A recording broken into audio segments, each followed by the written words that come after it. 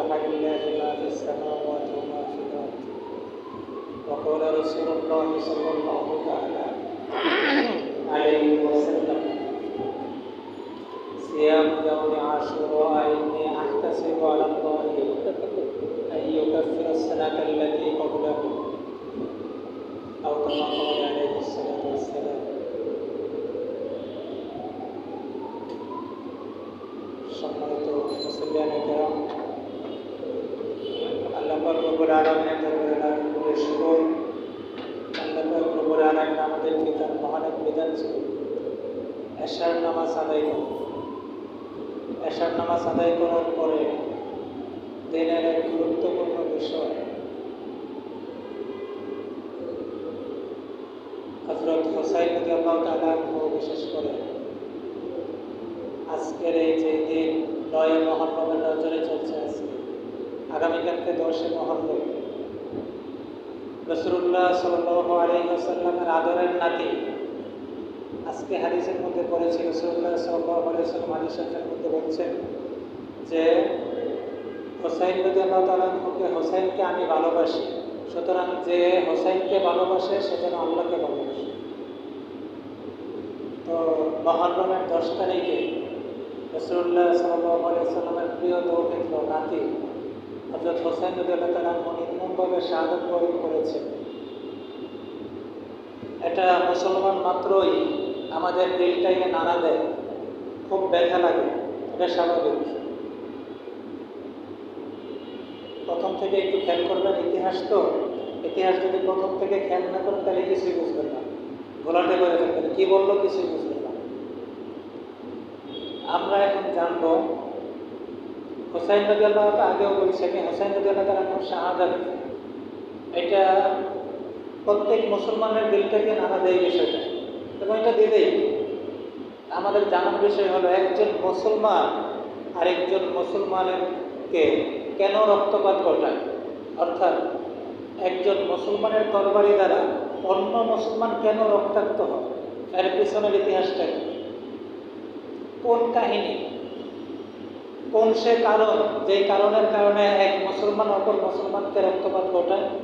হুসাইন রাদিয়াল্লাহু তাআলা আনহুকে যে শহীদ করেছেন সে তো মুসলমান নামদারই ছিল, এই কারণটা আমরা জানি। এটা জানার একটু আগে আমরা বুঝি ইসলামী খেলাফত ব্যবস্থা যিনি খলিফা হন তাকে বলা হয় খলিফাতুল মুসলিমিন। কোরআন হাদিস গবেষণার মাধ্যমে পাওয়া যায় খলিফা নির্বাচনের 4টা পদ্ধতি পাওয়া যায় কোরআন হাদিস থেকে। 1 নম্বর পদ্ধতি আমি সংক্ষেপে আলোচনা করবো, সময় কম, অল্প সময় নেব ইনশাআল্লাহ। 1 নম্বর পদ্ধতি পাওয়া যায় ইশারা। রাসূলুল্লাহ সাল্লাল্লাহু আলাইহি ওয়াসাল্লাম যখন দেশ চালাইতেন তখন যে কোনো প্রয়োজনে মানুষজন রাসূলুল্লাহ সাল্লাল্লাহু আলাইহি ওয়াসাল্লামের কাছে যেত, যে গিয়ে বলে সমাধান নিয়ে আসতো। এক পর্যায়ে একদিন রাসূলুল্লাহ সাল্লাল্লাহু আলাইহি ওয়াসাল্লাম অসুস্থ ছিলেন, তো সাহাবায়ে কেরাম মসজিদের মধ্যে অপেক্ষা করছিলেন নামাজ পড়ানোর জন্য। রাসূলুল্লাহ সাল্লাল্লাহু আলাইহি ওয়াসাল্লাম তখন সাহাবীদেরকে বললেন, মুরু আবা বকর ফালিয়ুসাল্লি বিন নাস, তোমরা আবু বকর রাদিয়াল্লাহু তাআলাকে নির্দেশ দাও যেন তারা তাদের নামাজের ইমামতি করে আবু বকর রাদিয়াল্লাহু তাআলা। তাইলে রাসূলুল্লাহ সাল্লাল্লাহু আলাইহি ওয়াসাল্লাম কিন্তু সরাসরি বলে যান নাই যে আমার পরে আবু বকর খলিফা হবে, কিন্তু তার কাজে কর্মে এটা বোঝা যাচ্ছে। আরেকদিন এক মহিলা আসছে রাসূলুল্লাহ সাল্লাল্লাহু আলাইহি ওয়াসাল্লামের কাছে বিভিন্ন মাসালা মাসাইল জিজ্ঞাসা করার পরে ওই মহিলা বলতেছে, হে আল্লাহর রাসূল, যখন আপনি থাকবেন না দুনিয়াতে, আপনার অনুপস্থিতিতে আমরা কার শরণাপন্ন হব, কার কাছে যাব? তখন রাসূলুল্লাহ সাল্লাল্লাহু আলাইহি ওয়াসাল্লাম বলছেন, তোমরা আবু বকর কাছে যাবে, আবু বকরকে অনুসরণ করবে আমার অনুপস্থিতিতে। তাহলে এই যে ঘটনাগুলি দিয়ে এমন বহু হাদিস আছে, এগুলি দ্বারা বোঝা যায় যে খলিফা নির্বাচনের প্রথম পদ্ধতি যেটা ছিল ইশারা, ইঙ্গিত। রাসূলুল্লাহ সাল্লাল্লাহু আলাইহি ওয়াসাল্লাম সরাসরি বলে যান নাই, কিন্তু ইশারা করে গেছেন। আরেক হাদিসের মধ্যে আসছে রাসূলুল্লাহ সাল্লাল্লাহু আলাইহি ওয়াসাল্লাম বলছেন, আমি যদি না থাকি আমার অনুপস্থিতিতে তোমরা আবু বকর এবং ওমরকে অনুসরণ করবা।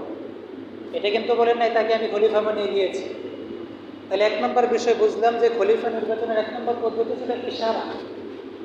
খলিফা নির্বাচনের দ্বিতীয় যে পদ্ধতি ছিল সেটা হলো পূর্ববর্তী খলিফা পরবর্তী খলিফার নাম ঘোষণা করে যাবে। যেমনটা হযরত আবু বকর সিদ্দিক রাদিয়াল্লাহু তাআলা আনহু তার পরবর্তী খলিফা কে হবে তিনি যখন মুমূর্ষু অবস্থায় ছিলেন, তার জীবদ্দশায় তার পরবর্তী খলিফা হযরত ওমর রাদিয়াল্লাহু তাআলা আনহুর নাম ঘোষণা করে গিয়েছেন। এটা হলো দ্বিতীয় পদ্ধতি। খলিফা নির্বাচনের তৃতীয় পদ্ধতি যেটা পাওয়া যায় কোরআন হাদিসে, সেটা হলো পূর্ববর্তী খলিফা, জীবিত খলিফা যিনি আছেন, তিনি তার পরবর্তীতে যে খলিফা হবে নাম ঘোষণা করে যাবেন না, ইশারা ইঙ্গিতেও বলবেন না, কিন্তু তিনি শূরা কমিটি গঠন করে গিয়েছেন। যেমনটা করেছেন হযরত ওমর ফারুক রাদিয়াল্লাহু তাআলা। ওমর ফারুক রাদিয়াল্লাহু তাআলা নাম ঘোষণা করে যান নাই, ইশারা ইঙ্গিতেও বলেন নাই, কিন্তু 6 জনের শূরা কমিটি গঠন করে গিয়েছেন। যে 6 জনে ওমর রাদিয়াল্লাহু তাআলা আনহুর ইন্তেকালের পরে তারা 6 জনে মিলে হযরত ওসমান রাদিয়াল্লাহু তাআলা আনহুকে খলিফা বানিয়েছে।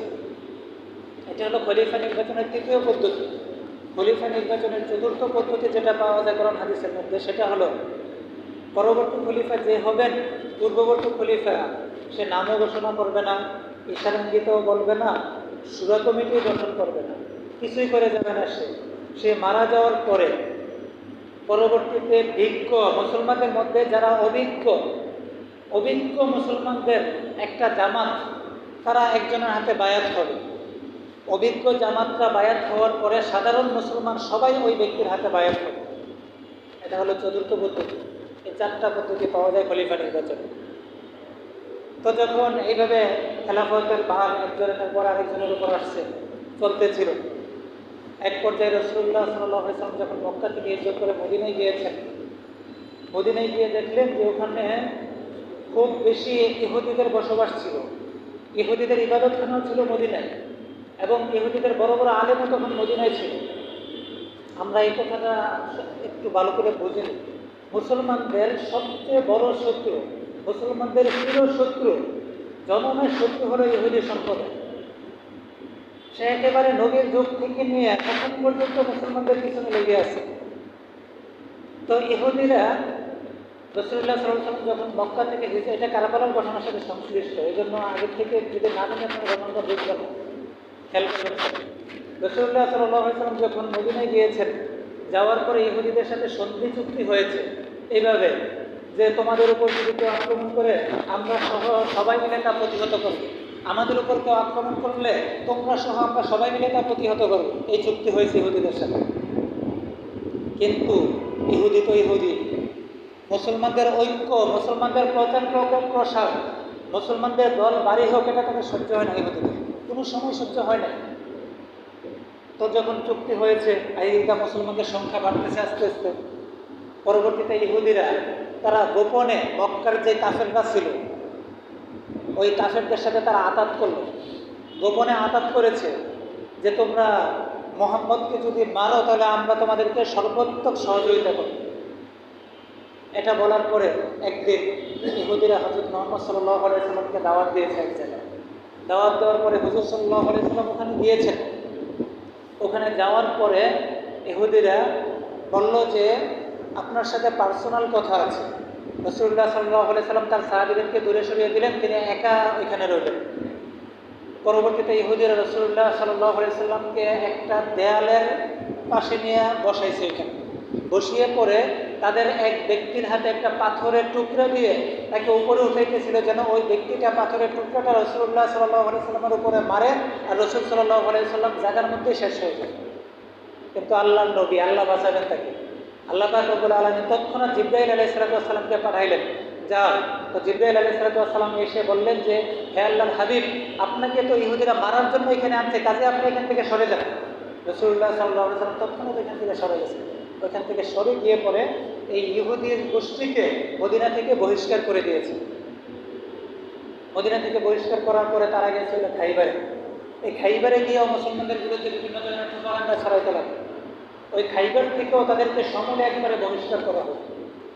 এক পর্যায়ে মুসলমানদের জয় জয়কার অবস্থা, চতুর্দিকে মুসলমানদের জয় জয়কার অবস্থা চলছে, মানুষ দলে দলে মুসলমান হচ্ছে, কিন্তু এটা ইহুদিদের সহ্য হয়নি।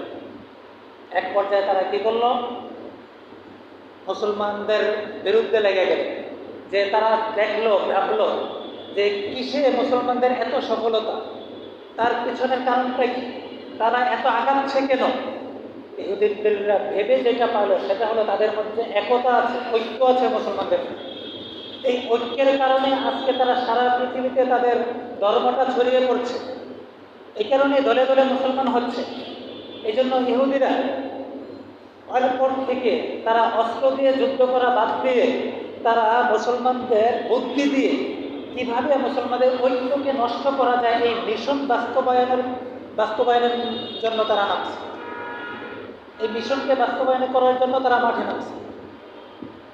কিন্তু হযরত আবু বকর সিদ্দিক রাসূলুল্লাহ সাল্লাল্লাহু আলাইহি ওয়াসাল্লামের পরে খলিফা হয়েছেন হযরত আবু বকর সিদ্দিক রাদিয়াল্লাহু তাআলা, এরপরে খলিফা হয়েছেন হযরত ওমর রাদিয়াল্লাহু তাআলা। তারা খুব বিচক্ষণ সাহাবী ছিলেন। আবু বকর এবং ওমর খুব বিচক্ষণ ছিলেন। তাদের জমানায় ইহুদিরা প্রপাগান্ডা ছড়ানোর মতো সাহস পায় নাই। কারণ ওমর রাদিয়াল্লাহু তাআলা কঠিন মানুষ, যদি একবার জানতে পারেন সাথে সাথে শেষ, কল্লা ফালাই দেবে। এই জন্য তারা প্রপাগান্ডা ছড়ানোর সাহস পায় নাই। ওমর রাদিয়াল্লাহু তাআলার পরে খলিফা হয়েছেন হযরত ওসমান গনি রাদিয়াল্লাহু তাআলা। ওসমান গনি রাদিয়াল্লাহু তাআলা হচ্ছিলেন রহমদিল মানুষ, নরম মানুষ, সরল সোজা মানুষ ছিলেন। হাদিসের মধ্যে আসছে হযরত ওসমান রাদিয়াল্লাহু তাআলা এমন ছিলেন, এত লাজুক টাইপের ছিলেন। ওসমান রাদিয়াল্লাহু তাআলার কারণে তিনি এত লাজুক ছিলেন যে তার কারণে ফেরেশতারা পর্যন্ত লজ্জা পাইত। এত লাজুক টাইপের ছিলেন হযরত ওসমান রাদিয়াল্লাহু তাআলা। হযরত ওসমান রাদিয়াল্লাহু তাআলা যখন কবরের পাশ দিয়ে যাইতেন তখন তিনি হাওমাও করে কাঁদতে থাকতেন। জলিলুল কদর সাহাবী যুন্নুরাইন যার উপাধি, সে ওসমান রাদিয়াল্লাহু তাআলা রহমদিল ছিলেন, সবাই তার কাছে সব কিছু বলতে পারত। পরে এই ইহুদিরা তার এই দুর্বলতাকেই তাদের মিশন বাস্তবায়নের জন্য মোক্ষম সময় এবং এটাকে তারা তাদের মিশনকে বাস্তবায়নের জন্য একটা সময় হিসেবে বেছে নেবে, যে তাদের প্ল্যানটা কার্যকর হবে এই ওসমানের জমানায়। পরে কি করল ইহুদিরা তাদের মিশন বাস্তবায়নের জন্য, ইহুদিদের সবচেয়ে বড় লিডার যাকে বলে এবং মুসলমানদের ঐক্যকে নষ্ট করার জন্য যে খলনায়ক, সে ছিল আব্দুল্লাহ বিন সাবা। এই নামটা মনে রাখবেন, আব্দুল্লাহ বিন সাবা। আব্দুল্লাহ বিন সাবা সে ইয়ামানের সামাআ নামক এলাকায় জন্মগ্রহণ করে। সে ইয়ামানের সামাআ নামক এলাকায় জন্মগ্রহণ করার পরে হযরত ওসমান রাদিয়াল্লাহু তাআলার জমানায় সে মদিনাতে আসছে। মদিনাতে আসার পরে সে জনসম্মুখে সবার সামনে সে মুসলমান হইল একটা ঘোষণা করে সে মুসলমান হয়েছে। সে কি আসলে মুসলমান হয়নি, সে তো লেবাস ধরছে মুসলমানের, সে তো ইহুদি। মুসলমানের লেবাস ধরছে, বড় দাড়ি, বড় জুব্বা, বড় পাগড়ি, এগুলি পরে মুসলমানদের লেবাস ধরছে, যেন মুসলমানদের মাঝে সে মুসলমানদের ঐক্যকে নষ্ট করতে পারে, বিভেদ সৃষ্টি করতে পারে। মুসলমানদের মাঝে মুসলমান যেন ঝগড়া করে, মুসলমান ঝগড়া করে যেন তারাই মরে, এই প্ল্যান বাস্তবায়ন করার জন্য সে একটা লেবাস ধরেছে আব্দুল্লাহ বিন সাবা। এক পর্যায়ে সে যখন মুসলমান দাবি করতেছে এবং বড় হুজুর সাথে তাসবিহ নিয়ে সবসময় রাস্তায় ঘুরে, একটা পর্যায় পর্যন্ত যাওয়ার পরে ওসমান রাদিয়াল্লাহু তাআলার কাছে এসে বলতেছে যে আপনি আমাকে মদিনার গভর্নর বানান। ওসমান রাদিয়াল্লাহু তাআলা তিনি তো বিচক্ষণ সাহাবী তো রহমদিল, কিন্তু বিচক্ষণ। তো ওসমান রাদিয়াল্লাহু তাআলা বুঝে ফেলেন না তার মধ্যে তো ঝামেলা আছে। ওসমান রাদিয়াল্লাহু তাআলা সরাসরি বলে দিলেন তোমাকে তো তুমি যোগ্য না গভর্নর হওয়ার। ব্যাস এই কথা বলাতেই সে তেলে বেগুনে জ্বলে উঠেছে। সে ওসমান রাদিয়াল্লাহু তাআলার বিরুদ্ধে বিভিন্ন ধরনের প্রপাগান্ডা ছড়াইতে লাগলো। আলী রাদিয়াল্লাহু তাআলার কাছে গিয়ে বলল যে আপনি থাকলে ওসমান কীভাবে খলিফা হন, আপনি হলেন রাসূলের মেয়ের জামাই, ওসমান তো খলিফা হইতে পারেন। এইভাবে বিভিন্ন ধরনের প্রপাগান্ডা যখন ছড়াইতে লাগলো, হযরত ওসমান রাদিয়াল্লাহু তাআলা তাকে মদিনা থেকে বের করে দিয়েছে। মদিনা থেকে বের করার পরে সে তখন গিয়েছিল বসরায়। এই বসরাতে গিয়ে ওখানে আবার কি ওসমান রাদিয়াল্লাহু তাআলার বিরুদ্ধে বিভিন্ন ধরনের প্রপাগান্ডা ছড়াইতে লাগলো। এক পর্যায়ে বসরা থেকেও তাকে বহিষ্কার করা হয়েছে। বসরা থেকে ওইখানে তার কিছু দল তৈরি হয়ে গেছে। এরপরে বসরা থেকে সে গেছিল কুফায় গিয়ে আবার প্রপাগান্ডা ছড়াইতে লাগলো। এবং কুফার মধ্যে আগে থেকেই হযরত ওসমান রাদিয়াল্লাহু তাআলার বিরোধী কিছু লোক ছিল। তো তাদের সাথে সে তাল দিয়ে আরও পরিস্থিতিটাকে আরও গোলাটে করল। এক পর্যায়ে ওসমান রাদিয়াল্লাহু তাআলার বিরুদ্ধে বড় একটা জামাত তৈরি করে ফেলল সে কুফার। এরপরে যখন কুফার গভর্নর জানছেন এই অবস্থা, কুফা থেকেও তাকে বহিষ্কার করে দিয়েছে। এরপরে সে গেছিল শাম দেশে। শাম দেশের গভর্নর ছিলেন তখন আমিরে মুআবিয়া রাদিয়াল্লাহু তাআলা, যিনি ছিলেন কাতিবে ওহী। ওহীর লেখক ছিলেন যিনি, সারা পৃথিবী যে সমস্ত বাদশারা শাসন করেছেন তাদের মধ্য থেকে যারা বিচক্ষণ ছিলেন সবচেয়ে বেশি, তাদের মধ্য থেকে আমিরে মুআবিয়া অন্যতম। খুবই বিচক্ষণ সাহাবী ছিলেন তিনি। আমিরে মুআবিয়া রাদিয়াল্লাহু তাআলার সামনে যখন গেছে, ওইখানে এক ব্যক্তি এক সাহাবীর কাছে ওসমান রাদিয়াল্লাহু তাআলার বিরুদ্ধে মুখ খুলছে। মুখ খোলার সাথে সাথে ওই আব্দুল্লাহ বিন সাবাকে ঘাড়ে ধরে আমিরে মুআবিয়ার কাছে নিয়ে গিয়েছে। আমিরে মুআবিয়ার সাথে সাথে তাকে শাম থেকে বের করে দিয়েছে। শাম থেকে বের করার পরে বহিষ্কৃত হওয়ার পরে সে গিয়েছে হইল মিশরের। মিশরে গিয়া এখানে তার এজেন্ডা বাস্তবায়নের একটা সে মুনাসেব উপযুক্ত জায়গা মনে করলো সে মিশরকে, এবং তার এজেন্ডা বাস্তবায়নের জন্য মিশরকে সে বেছে নিয়েছে। মিশরে সে গিয়ে বিশাল বড় এক বাহিনী তৈরি করে ফেলছে। ইতিমধ্যে এতক্ষণ পর্যন্ত মিশরের গভর্নর জানেন এটার অবস্থাটা। পরবর্তীতে যখন মিশরের গভর্নর জানছেন, তখন মিশরের গভর্নরও তাকে মিশর থেকে বহিষ্কার করে দিয়েছে। দেখেন কয়টা দেশ থেকে সে বহিষ্কার হয়েছে। প্রথমে ইয়ামান, ইয়ামান থেকে গেছে মদিনা, মদিনা থেকে বসরা, বসরা থেকে কুফা, কুফা থেকে শাম, শাম থেকে মিশর, মিশর থেকেও সে বহিষ্কৃত হয়েছে। কিন্তু এর মধ্য দিয়ে বসরা, কুফা এবং মিশর প্রত্যেকটার মধ্যে তো কিছু কিছু লোক তৈরি করছে না, তার বড় একটা দল তৈরি হয়ে গেছে এবং ওসমানের বিরুদ্ধে। সে মিশর থেকে বহিষ্কৃত হওয়ার পরে তার বিশাল বড় বাহিনী নিয়ে সরাসরি আবার মদিনায় গেছে। মদিনায় গিয়ে হযরত ওসমান রাদিয়াল্লাহু তাআলার বিরুদ্ধে বিভিন্ন ধরনের প্রোপাগান্ডা আবার ছড়াইতে লাগলো, তার বিরুদ্ধে বিভিন্ন ধরনের অভিযোগ আনতে লাগলো। ওসমান রাদিয়াল্লাহু তাআলার ব্যাপারে বলতে লাগলো যে ওসমান রাদিয়াল্লাহু তাআলা বাইতুল মালের যে সম্পদ, এই সম্পদগুলিকে তিনি আত্মীয় স্বজনকে দেন, তিনি স্বজনপ্রীতি করেন। এক নম্বর অভিযোগ এটা। ওসমান রাদিয়াল্লাহু তাআলার ব্যাপারে দ্বিতীয় অভিযোগ করলো সে যে হযরত ওসমান তিনি খলিফা হওয়ার পরে যে আফ্রিকা বিজয় করেছিল তাকে অনেক উপঢৌকন দিয়েছেন বাইতুল মাল থেকে, অথচ এতগুলি দেওয়ার প্রয়োজন ছিল না। এটা হলো দ্বিতীয় অভিযোগ। তৃতীয় অভিযোগ ছিল তার যে ওসমান রাদিয়াল্লাহু তাআলা যুবক এবং কম বয়সী সাহাবীদেরকে গভর্নর বানিয়েছে, এটা ছিল তৃতীয় অভিযোগ। চতুর্থ অভিযোগ ছিল তার যে হযরত ওসমান তিনি মারওয়ানকে মক্কায় প্রবেশের অনুমতি দিলেন কেন। এই ধরনের কথা মদিনায় গিয়ে বিভিন্ন এইগুলি মানুষের কাছে বলতে লাগলো। এক পর্যায়ে হযরত ওসমান রাদিয়াল্লাহু তাআলা তাকে রাজদরবারে ডেকে আনছেন, গভর্নর হাউসের মধ্যে তাকে ডেকে আনছেন। ডেকে আনার পরে বলতেছেন যে তুমি যে বলো আমি বাইতুল মাল থেকে আমার আত্মীয় স্বজনকে দেই, আসল কাহিনী শোনো, আমি নিজে তো বাইতুল মাল থেকে একটা পয়সাও নেই না, আমি আবার আমার আত্মীয় স্বজনকে দেবো কীভাবে? আর তুমি যে বলছো যে আমি অল্প বয়সী যুবক সাহাবীদেরকে আমি গভর্নর বানিয়েছি, তো অল্প বয়সী যুবক সাহাবী হয়ে তারা যদি যোগ্য হয় তাহলে তাকে গভর্নর বানাতে সমস্যা কোথায়? রাসূলুল্লাহ সাল্লাল্লাহু আলাইহি ওয়াসাল্লাম তো ওসামা রাদিয়াল্লাহু তাআলাকে গভর্নর বানিয়েছিলেন, নেতা বানিয়েছিলেন কিনা জিহাদের জন্য। জলিলুল কদর সাহাবীরা তার অনুসরণ করেছে। সে যদি যোগ্য হয় সব দিক থেকে, বিচক্ষণ তাকে বানাইলে সমস্যা কোথায়?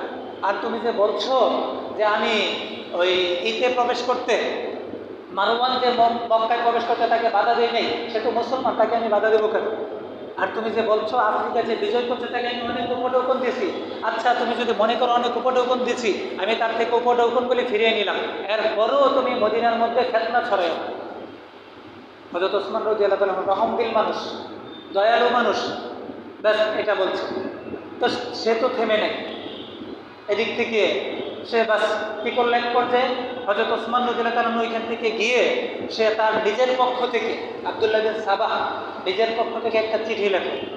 চিঠি লিখে এটা হযরত ওসমান রাদিয়াল্লাহু তাআলার চিঠি বলে সে এটা জনগণের সামনে প্রচার করতে লাগলো। চিঠির বিষয়বস্তু ছিল এই যে হযরত ওসমান একথা বলেছেন খলিফা, যে মিশর থেকে যারা বের হয়ে গিয়েছে তারা যখন মিশরে প্রবেশ করবে আবার সাথে সাথে তাদেরকে হত্যা করা হবে। এই আইন নাকি হযরত ওসমান জারি করছে। এই কথা যখন তাদের কাছে বলতে লাগলো তখন তারা ক্ষোভে ফুলে ফেটে উঠেছে এই কথা শোনার পর ওসমান রাদিয়াল্লাহু তাআলার বিরুদ্ধে। এক পর্যায়ে এই চিঠিটা সে আলী রাদিয়াল্লাহু তাআলার কাছে নিয়ে দেখাইছে। আলী রাদিয়াল্লাহু তাআলার কাছে দেখানোর পর আলী রাদিয়াল্লাহু তাআলা তার বন্ডামি ধরে ফেলছে, তার বন্ডামি আলী রাদিয়াল্লাহু তাআলা ধরে ফেলছে। ব্যাস সে যখন ধরে ফেলছেন সে ওইখান থেকে চলে গেছে। ইতিমধ্যেই জিলহজ মাস চলে আসছে। বড় বড় সাহাবায়ে কেরাম, প্রায় সকল সাহাবায়ে কেরাম হজ করার জন্য মক্কায় চলে গেছে। অবশ্য আলী রাদিয়াল্লাহু তাআলা আনহু, আব্দুল্লাহ বিন জুবাইর এবং আব্দুল্লাহ বিন আব্বাস কয়েকজন সাহাবী ওনারা মদিনাতেই ছিলেন। এই সুযোগটাকে যখন মদিনা খালি পায় এটাকে সে মোক্ষম সময় মনে করে।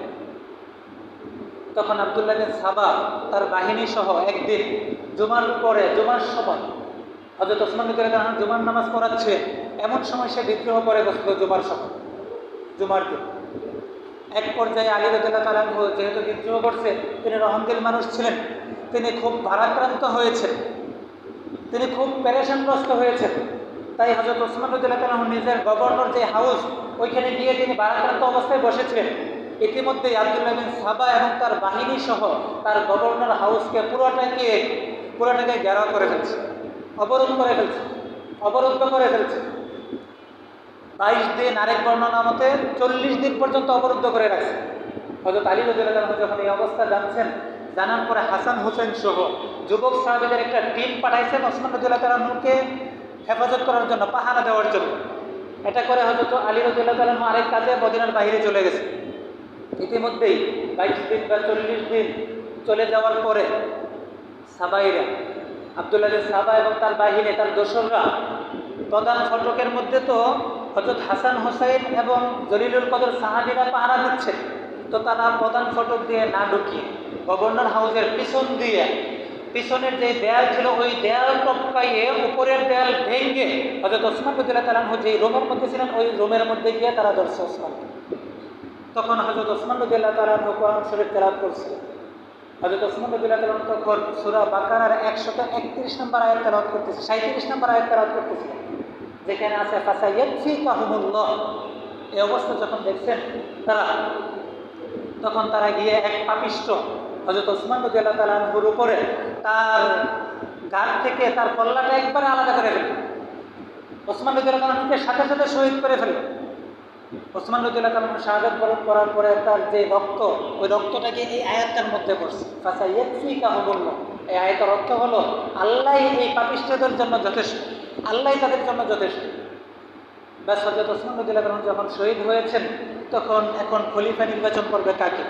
সাহাবাইরা হযরত আলী রাদিয়াল্লাহু তাআলা আনহুকে বলতেছে আপনি খলিফা হবেন। আলী রাদিয়াল্লাহু তাআলা আনহু বলছেন না, আমি খলিফা হব না এখন। এক পর্যায়ে আম্মা জান আয়েশার কাছে এই খবর গেছে, তিনি মক্কা থেকে হজ করে মদিনায় আসছিলেন। এই ঘটনা শোনার পরে তিনি আবার মক্কায় ফিরে গেছেন। আম্মা জান আয়েশা রাদিয়াল্লাহু তাআলার কাছে যখন খবর গেছে যে ওসমান শাহাদাত বরণ করেছেন, ওসমানকে নির্মমভাবে শহীদ করা হয়েছে, আম্মা জান আয়েশা রাদিয়াল্লাহু তাআলা বলছেন যে আগে হযরত ওসমান রাদিয়াল্লাহু তাআলার হত্যার বিচার হবে, তারপরে বায়াত হবে। হযরত আম্মা জান আয়েশা রাদিয়াল্লাহু তাআলা বলছেন, জিজ্ঞাসা করছেন যে তুমি এই কথা বলো যে কই থেকে এই প্ল্যানটা হয়েছে? তখন বলা হয়েছে বসরা এবং কুফা থেকে। আম্মা জান আয়েশা রাদিয়াল্লাহু তাআলা আনহা যে দুই সাহাবী আম্মা জান আয়েশাকে সংবাদ দিয়েছিলেন, তাদেরকে সহ বসরায় গিয়েছেন ওসমান রাদিয়াল্লাহু তাআলার হত্যার বিচার করার জন্য। ইতিমধ্যেই আলী রাদিয়াল্লাহু তাআলা আম্মা জান আয়েশার কি হন? জামাই, মেয়ের জামাই। আলী রাদিয়াল্লাহু তাআলার শাশুড়ি হলেন আম্মা জান আয়েশা রাদিয়াল্লাহু তাআলা। আলী রাদিয়াল্লাহু তাআলা মদিনা থেকে আয়েশা রাদিয়াল্লাহু তাআলার কাছে গিয়েছেন এবং মুআবিয়া রাদিয়াল্লাহু তাআলা শাম দেশ থেকে আসছেন পরামর্শের জন্য যে এখন কি করা। বাস, বড় বড় সাহাবায়ে কেরাম এখানে আসছেন, আসার পরে পরামর্শ কর্মে সিদ্ধান্ত হলো আগে ওসমান রাদিয়াল্লাহু তাআলার হত্যার বিচার হবে, তারপর খলিফা নির্বাচন হবে। তারপর আম্মা জান আয়েশা বলছেন সবার আগে আমরা আপনার কাছে বায়াত হব। আলীকে বলতেছেন আমরা আপনার কাছে বায়াত হব, এরপর অন্যান্য সাহাবীরা বায়াত হবে। ব্যাস, এই কথা বলার পরে সবাই ঘুমিয়ে পড়ছে। ওই রাত্রে সবাই ঘুমিয়ে পড়ছে, সবাই খুশি যে না, কোনো রক্তপাত ছাড়াই কি হয়ে যাবে, বিষয়টা সমাধান হয়ে যাবে। কিন্তু সবাই তারা তো দিবে না, তারা এটা দিবে না, কারণ মুসলমানদের যদি ঝগড়া না করে তো তারা তো সফল হতে পারবে না। মুসলমান যদি আবার এক হয়ে যায়, তাদের মিশন তো বাস্তবায়িত হবে না, তারা তো সফলকাম হবে না। তাই আব্দুল্লাহ বিন সাবা এবং তার দোসররা ওই রাত্রেই আম্মা জান আয়েশা রাদিয়াল্লাহু তাআলা আনহার তাঁবুতে এবং আমিরে মুআবিয়ার তাঁবুতে একযোগে হামলা চালাইছে, যেন দোষটা যায় আলী রাদিয়াল্লাহু তাআলা আনহুর উপরে। কেন? আলী রাদিয়াল্লাহু তাআলা আনহু এখন খলিফা, হামলা করলে আলীই করবেন। বাস্তবিক তাই হয়েছে। হযরত আলী রাদিয়াল্লাহু তাআলা আনহুর বিরুদ্ধে আম্মা জান আয়েশা এবং আমিরে মুআবিয়া যুদ্ধে নামছে, লম্বা চূড়া যুদ্ধ। যে যুদ্ধের মধ্যে স্বয়ং আম্মা জান আয়েশা রাদিয়াল্লাহু তাআলা আনহা নিজে অংশগ্রহণ করেছেন, যেটাকে জঙ্গে জামাল বলা হয়। হাজার হাজার মুসলমান ওই যুদ্ধের মধ্যে শহীদ হয়েছে। এক পর্যায়ে আম্মা জান আয়েশা রাদিয়াল্লাহু তাআলা আনহা ওই জায়গা থেকে, বসরা থেকে তিনি মক্কায় চলে গেলেন। আলী রাদিয়াল্লাহু তাআলা আনহু এখানে কিছুদিন অবস্থান করছিলেন। এই সাহাবাই আবার আসছে, আব্দুল্লাহ বিন সাবা। আবার আইসা আলী রাদিয়াল্লাহু তাআলার কাছে বলতেছেন গোপনে গোপনে যে আমির মুআবিয়া সে আপনার বিরুদ্ধে ষড়যন্ত্র করতেছে। এইভাবে বলতে বলতে তার কান বাড়ি করছে। আর ওই দিকটা মুআবিয়ার কাছে আলী রাদিয়াল্লাহু তাআলার বিরুদ্ধে বলছে। বলার পরে দুজন আবার যুদ্ধের জন্য প্রস্তুত হয়ে গেছে। এক পর্যায়ে লম্বা চূড়া যুদ্ধ, 2 মাস পর্যন্ত আবার যুদ্ধ করছেন তারা। যেই যুদ্ধের মধ্যে হাজার হাজার মুসলমান শহীদ হয়েছে। ঘটনার মধ্যে আসছে এই 2 যুদ্ধে, এটাকে বলা হয় জঙ্গে সিফফিন দ্বিতীয়টা। এই 2 যুদ্ধের মধ্যে জঙ্গে জামাল এবং জঙ্গে সিফফিনের মধ্যে 70,000 মুসলমান শহীদ হয়েছে। এর পেছনের কারণ কি? এই যে ইহুদি মুসলমানদের একতা নষ্ট করছে তারা। ব্যাস এক পর্যায়ে তারা বুঝতে পারলেন, 70,000 মুসলমান শহীদ হওয়ার পরে আলীও বুঝতে পারলেন, মুআবিয়াও বুঝতে পারলেন যে আমরা যদি এইভাবে দ্বন্দ্ব করি তাহলে তো আমাদেরই ক্ষতি, আর ঝগড়াঝাটির দরকার নেই। তারা এটা বুঝতে পারলেন। তাই হযরত আলী রাদিয়াল্লাহু তাআলা আনহু তিনি তার খেলাফত ব্যবস্থা মদিনা থেকে কুফায় নিয়ে গেলেন। ইতিমধ্যে কুফায় নিয়ে যাওয়ার পর ওইখান থেকে সব কিছু সামলাচ্ছিলেন, কিন্তু তাদের তো সহ্য হয় না। আব্দুল্লাহ বিন সাবা এবং তার বাহিনী সে কী করলো, পরবর্তীতে এক রাতে হযরত ওসমান রাদিয়াল্লাহু তাআলা আনহুকে যেদিন শহীদ করেছিলেন সেদিন ছিল 35 হিজরির 18 জিলহজ। এরপরে যেই কাহিনী আসছে, যেই রাতে আবার হামলা করেছে আব্দুল্লাহ বিন সাবা এবং তার বাহিনী, সেটা ছিল 40 হিজরির 15 রমজান। 40 হিজরির 15 রমজানে এক রাতে একযোগে 3 জায়গায় হামলা করেছে। হযরত ফজরের নামাজের সময় আলী রাদিয়াল্লাহু তাআলা আনহুর উপরে হামলা করেছে, ওই দিক দিয়ে আমিরে মুআবিয়ার উপরে হামলা করেছে, আমর ইবনে আসের উপরে হামলা করেছে। কারণ মুসলমানদেরকে এক থাকতে দেবে না তারা। পরবর্তীতে কী হয়েছে, আলী রাদিয়াল্লাহু তাআলা আনহু মারাত্মকভাবে জখম হয়েছে। জখম হওয়ার পরে 15 রমজানে হামলা করেছে, 17 রমজানে আলী রাদিয়াল্লাহু তাআলা আনহু শাহাদাত বরণ করেছে। আর ওই দিক দিয়ে আমিরে মুআবিয়া তিনি হামলাকে প্রতিহত করেছেন। আর আমর ইবনে আস ঘটনাক্রমে ওই দিন ফজরের নামাজের জন্য তিনি আসেন নাই, তার স্থলাভিষিক্ত করে আরেকজনকে পাঠাইছেন। যাকে পাঠাইছেন তিনি শহীদ হয়েছেন, আমর ইবনে আস বেঁচে গেছে।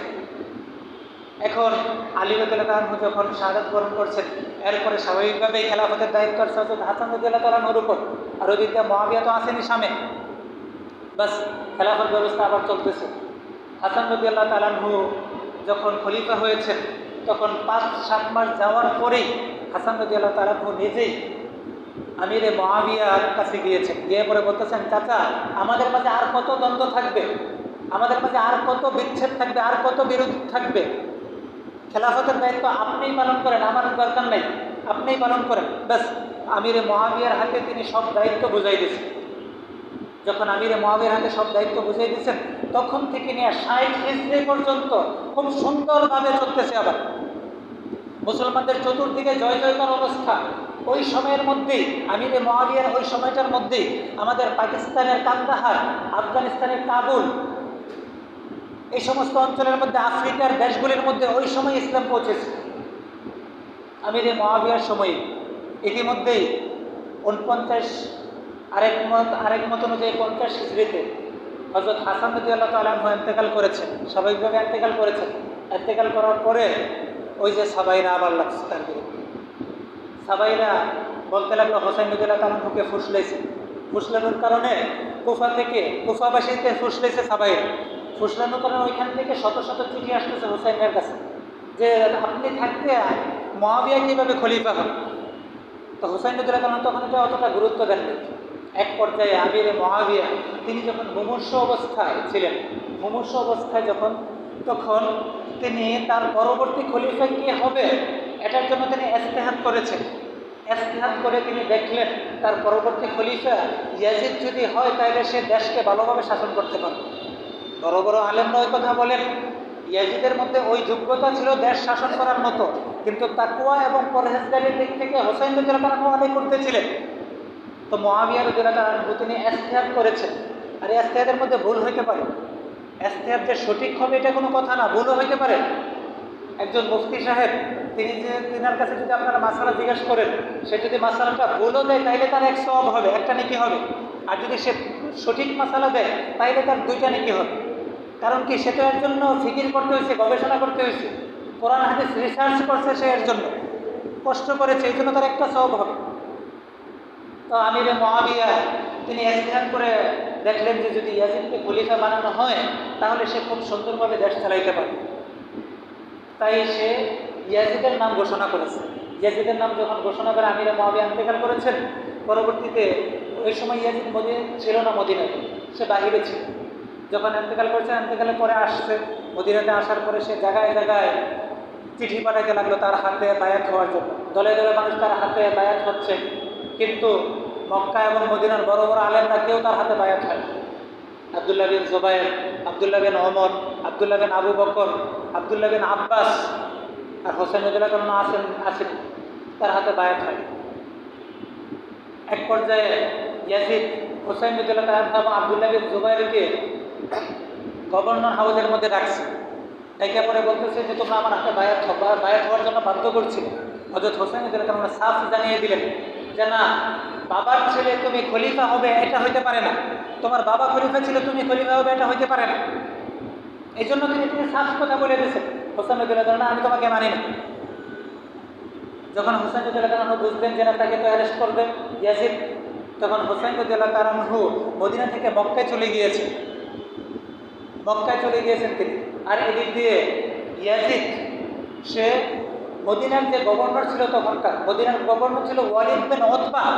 ওয়ালিদ বিন উতবার কাছে সে চিঠি লিখে বলছে যে কোনো মূল্যেই হোক আব্দুল্লাহ বিন জুবায়ের, আব্দুল্লাহ বিন আবু বকর, আব্দুল্লাহ বিন ওমর তাদেরকে আমার হাতে বায়াত করা। এক পর্যায়ে তারাও বায়াত হয়ে গেল ইয়াজিদের হাতে। আর ওই দিক থেকে হোসেন রাদিয়াল্লাহু আনহুর কাছে আবারও শত শত চিঠি আসতেছে কুফা থেকে। হোসেন রাদিয়াল্লাহু আনহুর কাছে এইভাবেও চিঠি আসছে যে হে হোসেন, ইয়াজিদের বিরুদ্ধে আপনার পক্ষে জিহাদ করার জন্য 1 লক্ষ লোক প্রস্তুত আছে। আমরা ইয়াজিদের খেলাফতকে মানি না, আপনি আসেন, আমরা আপনাকে মানব, আপনি কুফায় আসেন।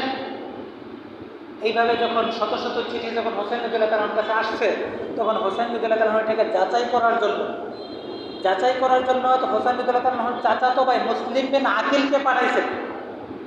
মুসলিম বিন আকিলকে যখন পাঠাইছেন, মুসলিম বিন আকিল যখন গিয়েছে, যাওয়ার পরে মুসলিম বিন আকিল প্রাথমিক অবস্থা দেখছেন ভালো, তিনি সাথে সাথে চিঠি লিখে হযরত হোসেন রাদিয়াল্লাহু আনহুর কাছে পাঠাইছেন যে অবস্থা ভালো, আপনি আসতে পারেন, আপনি কি করতে পারেন, আসতে পারেন। কিন্তু এরপরেই মুসলিম বিন আকিলকে ইয়াজিদের যেই কুফার তখনকার গভর্নর ছিল ওবাইদুল্লাহ বিন জিয়াদ এর আগে ছিল বসরার গভর্নর, পরবর্তীতে ওবাইদুল্লাহ বিন জিয়াদকে আবার কুফারও গভর্নর বানানো হয়েছে, 2 দেশের গভর্নর বানানো হয়েছে। কারণ ওবাইদুল্লাহ বিন জিয়াদ সে শক্ত মানুষ ছিল, স্বৈরাচার টাইপের ছিল সে, এই জন্য তাকে কুফার গভর্নর বানানো হয়েছে। তো ওবাইদুল্লাহ বিন জিয়াদকে ইয়াজিদ নির্দেশ দিয়েছে যে মুসলিম বিন আকিলকে অ্যারেস্ট করো।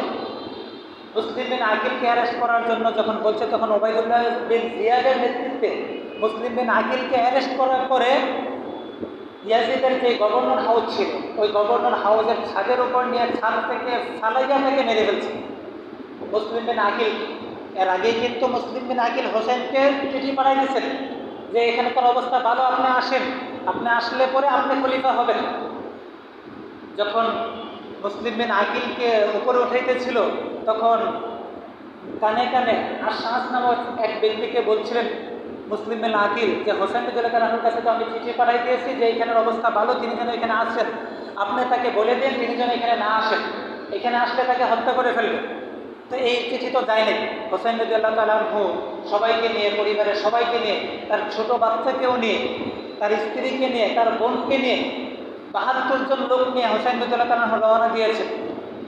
রওনা দেওয়ার পরে হোসেন রাদিয়াল্লাহু আনহু যখন ইরাকের বাগদাদ নামক শহরের কাছাকাছি গেছেন, তখন তিনি বুঝতে পারলেন যে না, কুফার এবং বসরার অবস্থা তো এখন আগের মতো নাই। তারা তো আমার কাছে চিঠি পাঠিয়েছিল, কিন্তু এখন তো দেখা যায় তারা সবাই ইয়াজিদের হাতে বায়াত গ্রহণ করছে।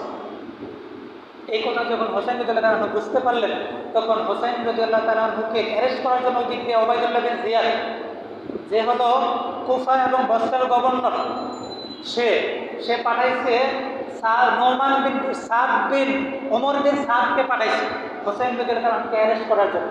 এক পর্যায়ে সে হোসেন রাদিয়াল্লাহু আনহুকে অ্যারেস্ট করল। অ্যারেস্ট করার পরে সবাই মিলে এক পর্যায়ে, এটাকে বলা হয় অ্যারেস্ট করার পরে হোসেন রাদিয়াল্লাহু আনহুকে যখন অ্যারেস্ট করছে, আমর বিন সাদ সে যখন অ্যারেস্ট করার পরে হোসেন রাদিয়াল্লাহু তাআলার সাথে যারা ছিলেন ৭২ জন তারা সবাই এবং তার বাহিনী সহ সবাই ৯ মুহররম এক বর্ণনা অনুযায়ী, আরেক বর্ণনা অনুযায়ী ১০ মুহররম, ৯ মুহররম রাত্রে কারবালার প্রান্তরে গিয়ে উপনীত হয়েছেন, কারবালার প্রান্তরে গিয়ে পৌঁছেছেন সবাই। এক পর্যায়ে রাত্র হয়ে গেছে, ওই রাত্রে ঘুমিয়েছেন। এরপরে ঘুমানোর পরে ফজরের নামাজ, ওই ফজরের নামাজ তারা সহ যারা হোসেন রাদিয়াল্লাহু তাআলাকে অ্যারেস্ট করেছে সবাই হোসেন রাদিয়াল্লাহু তাআলার ইমামতিতে তারা নামাজ আদায় করেছে। শত্রু বাহিনী হোসেন রাদিয়াল্লাহু তাআলা সকালবেলা তার বোনের কাছে বলতেছেন আমি একটা স্বপ্ন দেখছি। তখন তার হোসেন রাদিয়াল্লাহু তাআলার বোন বলতেছেন আপনি কী স্বপ্ন দেখছেন? পরে হোসেন রাদিয়াল্লাহু তাআলা বলতেছেন না কিছুই না। পরে বোন যখন ফিরাফিরি করতেছেন আবার জিজ্ঞাসা করছেন কী স্বপ্ন দেখেছেন? তখন হোসেন রাদিয়াল্লাহু তাআলা বলছেন আমি স্বপ্ন দেখছি যে আমি অচিরেই আমার নানার সাথে মিলিত হচ্ছি, অচিরেই আমি আমার নানার সাথে মিলিত হব। এই স্বপ্নের কথা তার বোনকে যখন বলেছেন তখন তার বোন হাউমাউ করে কাঁদতে লাগলেন।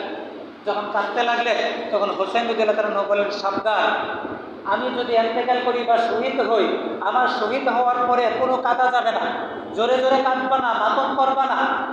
আমি শহীদ হলে চিল্লাই চিল্লাই কাঁদবা না, আমি শহীদ হলে আমার জন্য মুরসিয়া পাঠ করবা না। এগুলি সব কিতাবের মধ্যে আসছে, আল বিদায়া ওয়ান নিহায়া আপনারা মোতালা করতে পারবেন। হোসেন রাদিয়াল্লাহু তাআলা নিজে বলছেন আমি যদি শহীদ হয়ে যাই তাহলে তোমরা মুরসিয়া পাঠ করবা না, আমি যদি শহীদ হয়ে যাই তোমরা জোরে জোরে কাঁদবা না।